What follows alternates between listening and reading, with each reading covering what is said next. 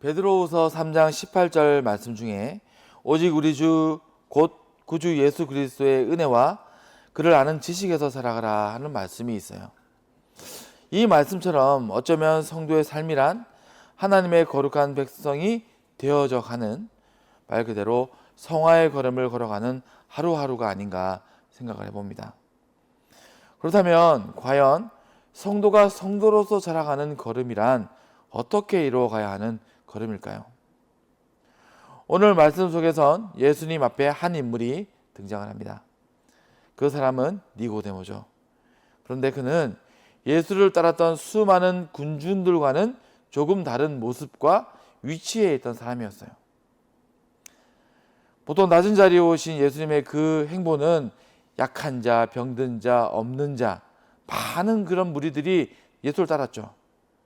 근데 이 니고데모는 율법을 극단적일 정도로 충실히 지켰던 유대 종교 지도자 집단인 바리새파 사람들이 모이던 이 산헤드린 공회에서도 리더의 자리에 있던 높은 직위의 사람이었어요.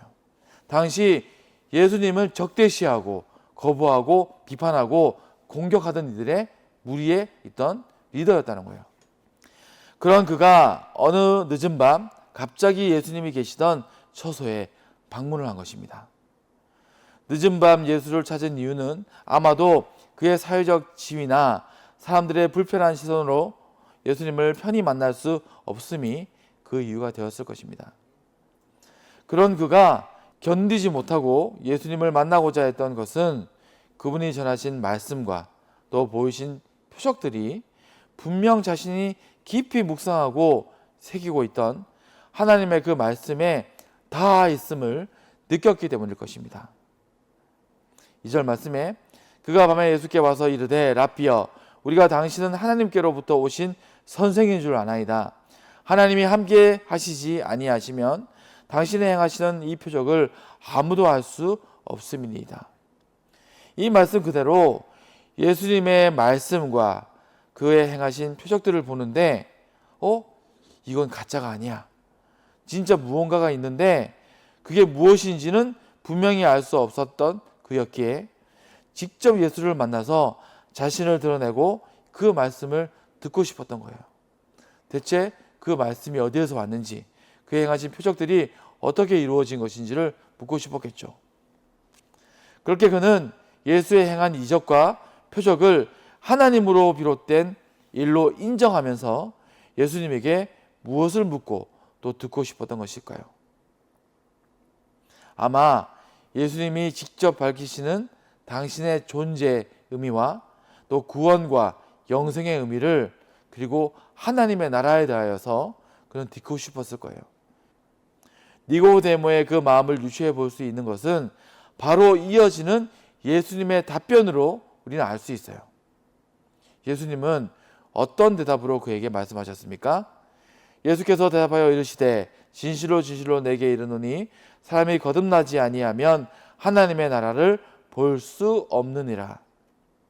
어쩌면 뜬금없고 전혀 다른 의미의 답을 하고 계신 건 아닌가 할지 모르겠지만 오히려 예수님은 이미 니고데모의 마음 안에 있는 그 질문을 아셨기 때문에 이 답을 주신 거예요. 이 예수님은 하나님의 나라를 향한 니고데모의 마음속 간절한 물음을 이미 아셨고, 그리고 그렇기 때문에 그 질문에 당신이 줄 수 있는 진짜 답을 주신 거죠. 진짜 답. 진짜 답에 이르기 위해 정말 중요한 문제를 언급하신 것입니다. 그렇게 예수님은 니고데모에게 무엇보다 먼저 무엇을 말씀하십니까? 거듭남의 중요성에 대하여서 말씀하셨고, 그 대답은 니고데모에게 오히려 더 큰 의문점, 질문을 가지게 만들어요.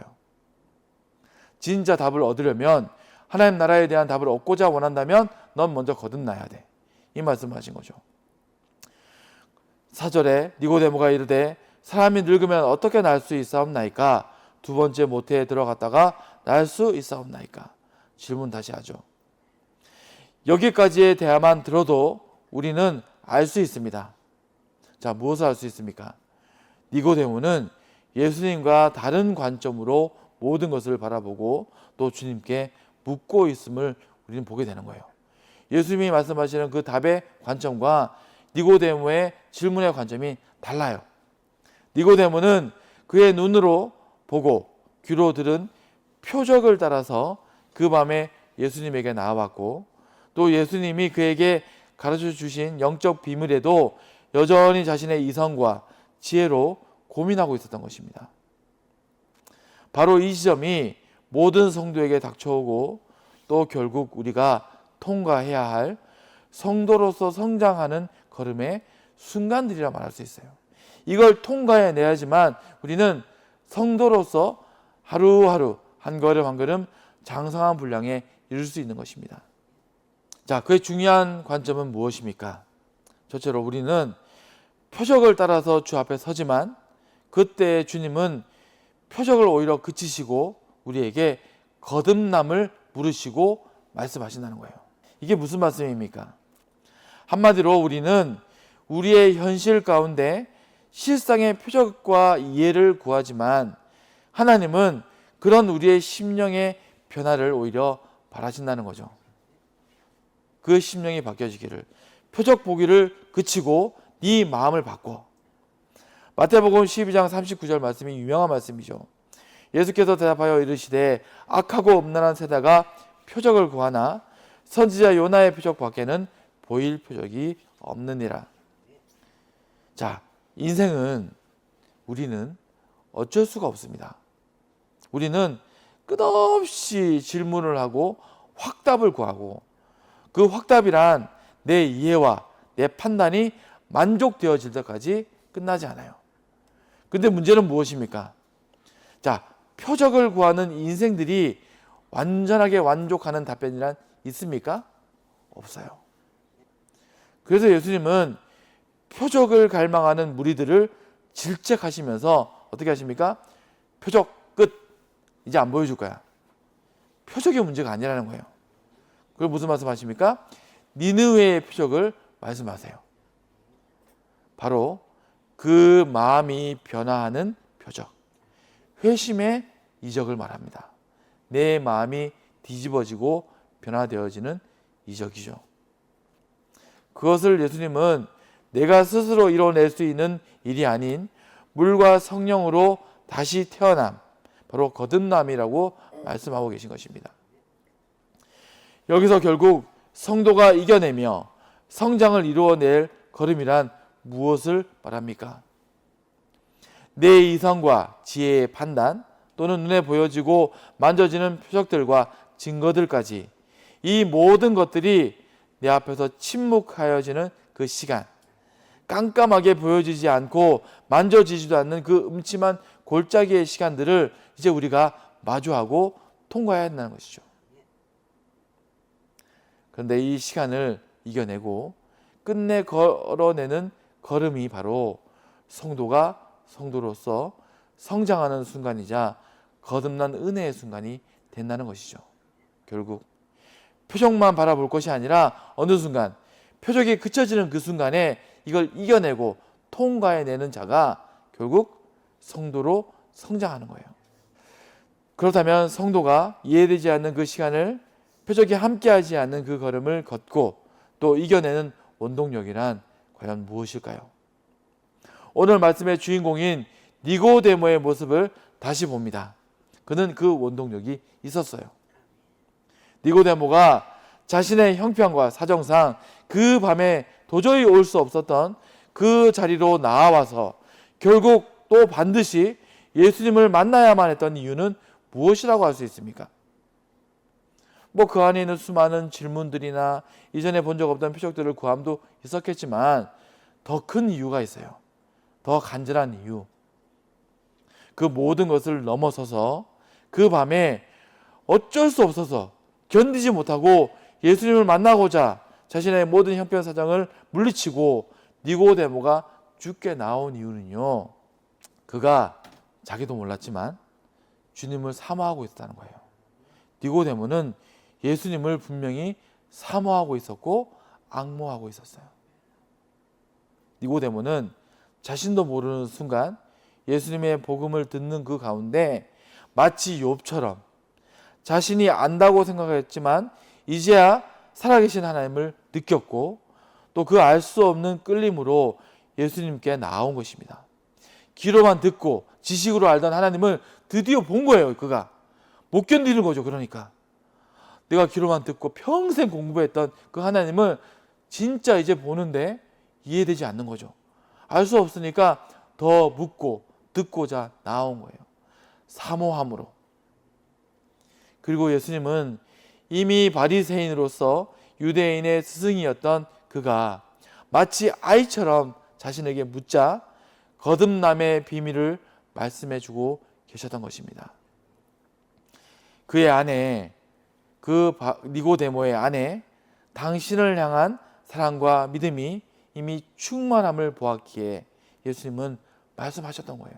그리고 그 사랑이 그의 안에서 믿음으로 뿌림을 내리고 장성한 결실에 이르게 됨을 우리는 말씀을 통해서 보게 돼요. 니고데모가 이 순간만 등장하고 사라진 게 아닙니다. 계속 나와서 니고데모의 장성한 그 믿음의 분량을 보여줘요. 요한복음 7장 50절 말씀에 그 중에 한 사람 곧 전에 예수께 왔던 니고데모가 그들에게 말하되 우리 율법은 사람의 말을 듣고 그 행한 것을 알기 전에 심판하느냐? 그들이 대답하여 이르되 너도 갈릴리에서 왔느냐? 찾아보라. 갈릴리에서는 선지자가 나지 못하느니라 하였더라. 자, 이 말씀은 예수를 붙잡아 심판하기를 모의하던 사내들인 성회의 지도자 모임에서 딱 그 모습을 보여주고 있어요. 자, 그 가운데에서 모두 다 예수를 어떻게 죽일지를 모의하고 작당하고 있는데 이 자리에서 리더였던 이 니고데모가 분노하는 거예요. 그들을 꾸짖고 있으며 예수를 변호하고 있는 그의 모습을 보게 됩니다. 너희들이 죄인이다. 어떻게 너희들이 예수를 심판할 수 있느냐? 여기에 등장하는 니고데모는 처음 예수님을 만나고자 두렵게 사람들의 눈을 피해 밤길을 나섰던 그 모습이 아니었습니다. 그 누구도 두려워하지 않고 오히려 예수님을 변호하고 있는 그의 담대함의 원천, 무엇이라 할 수 있을까요? 왜 갑자기 그는 이런 담대함을 가졌을까요? 요한 1서 4장 18절이 그 비밀을 말해줍니다. 사랑 안에 두려움이 없고 온전한 사랑이 두려움을 내어 쫓나니 두려움에는 형벌이 있음이라. 두려워하는 자는 사랑 안에서 온전히 이루지 못하였느니라. 사랑이죠. 그게 사랑이었어요. 니고데모는 알게 되었어요. 내가 예수를 사랑하는 것을 알았어요. 그러니까 담대하게 말했던 것입니다. 우리 안의 두려움을 완전히 이겨내는 힘이란 진짜 진실한 사랑밖에는 없어요. 그것밖에 없는 것을 우리는 알아야 됩니다. 진짜 담대할 수 있는 이유는 사랑이라는 거죠. 이것이 바로 성도가 거듭남의 중심입니다. 모든 두려움을 이기는 담대한 사랑의 마음이 성도를 성도로서 한 걸음 한 걸음 장성케 하는 큰 힘이자 유일한 능력이라는 거예요. 이거밖에 없어요. 어떤 지혜도 은사도 내가 공부한 어떤 학식과 언변도 사랑 없으면 꽹과리 아무것도 안 되고 나를 성도로 성장시키지 못합니다. 그리고 우리를 도우시는 보혜사 성령 하나님의 임재와 충만은 바로 그 마음의 중심, 사랑의 중심에 역사하는 마음이고 능력이에요. 하나님을 사모하는 자, 그 뜻대로 부르심을 입은 자들에게 성령은 임재합니다. 다른 이유로 모여가지고 지들끼리 좋아가지고 앉아있는데 성령은 임하지 않아요. 주를 사모하는 자들의 모임에 성령은 아낌없이 부어지고 역사해요. 성령의 충만한 자리는요, 하나님을 사랑하는 자리입니다. 그렇게 니고데모는 더욱더 확신에 거하는 예수님의 사람이 되어져 갔어요. 예수님은 모든 제자가 당신을 버리고 도망친 그 밤에 십자가에 못 박히셨고 모든 물과 피를 쏟고 무덤에 들어가시게 되었습니다. 근데 바로 이 시간에도 이 니고데모는 변함없이 등장을 해요. 요한복음 19장 39절 40절 말씀에 일찍이 예수께 밤에 찾아왔던 니고데모도 모략과 침향 섞은 것을 100리트라쯤 가지고 온지라. 이에 예수의 시체를 가져다가 유대인의 장례 법대로 그 향품과 함께 세마포로 쌌더라. 예수님의 시신을 수습하던 그 순간 대부분의 제자들은 숨었고 예수님을 따르던 수많은 무리들도 이젠 표적도 볼 수 없는, 이제 말 그대로 죽어 계신 예수님의 그 몸을 거들떠 보지도 아니하고 다 떠나 있었어요. 영광이 없는 그 자리, 표적도 없는 그 순간, 암흑 같은 시간이죠. 사망의 음침한 골짜기의 순간에 바로 그 자리에 니고데모가 모략과 침향을 가지고, 이 장례 향품들을 가지고 나온 것입니다. 그런데 그곳에 그가 가져온 모략과 침향 100리트라라는 양은 약 34kg 정도가 되는 양인데 그게 어마어마한 수량이에요. 그 당시에 마치 왕을 장례할 때 쓰여질 정도로 거대한 양이었다고 해요. 일반인들은 쓸 수 없는 양, 왕을 장례할 때나 쓰여질 만한 양이었다고 합니다. 자, 그 말은 무엇을 뜻합니까? 많은 이가 돌아보지 않거나 도망하고 외면한 그 분을 니고데모는 확신 가운데 왕이신 하나님으로 바라보고 모셨다는 거예요. 누가 떠오릅니까? 마치 값진 향유옥합을 깨뜨려 예수님의 발에 부어드렸던 마리아처럼 말입니다. 그렇게 이 니고데모는 최초의 12제자로 세워진 자는 아니었지만 예수님을 알고 또 믿음에 장성한 자로서 지금도 예수님의 제자와도 같은 위치로 사람들은 바라보고 있습니다. 우리는 어떻습니까? 물론 우리도 수많은 무리들처럼 또 처음 그 니고데모와 같이 우리 앞에 보이신 표적과 이적에 감격하고 감동할 수 있습니다. 우리도 그래요. 표적을 구하고 또 표적을 보는 가운데 감동하고 감격하고. 하지만 우리도 니고데모와 같이 반드시 또 결국에는 내 만족과 바람의 표적들을 넘어서는, 표적이 그쳐지는 그 순간, 이것을 넘어서야 되는 성장의 도약이 반드시 필요할 것입니다. 그 도약의 걸음에 필요한 것이 바로 성령의 은혜와 도우심일 것이고, 그 은혜와 도우심이란 결국 주를 사랑하는 자, 그 뜻대로 부르심을 받는 자들, 그 부르심에 응하는 자들의 부어주시는 하나님의 은혜라는 것을 우리는 잊지 말아야 될 것입니다. 우리는 모두 연약하고 또 미약한 자들입니다. 하지만 오늘 이 말씀처럼 우리는 모두 또 서로 함께 뒷걸음질 치지 말고 침륜에 빠지지도 말고 서로 돕고 이끌며 니고데모와 같이 표적을 넘어서서 담대한 사랑과 믿음으로 승리하는 예수님의 제자가 되기를 바라며 말씀을 마치도록 하겠습니다.